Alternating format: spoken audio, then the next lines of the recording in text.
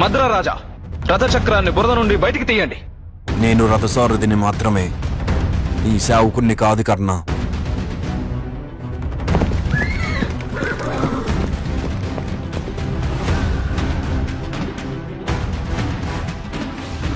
ఈ యుద్ధం పూర్తయిన తరువాత ఈ మాతకు నీ జన్మ వృత్తాంతాన్ని ప్రకటించేందుకు అనుమతినివ్వు పుత్ర. ఇదే అనువైన సమయం. అంగరాజు కర్ణుణ్ణి వధించు. సోదరా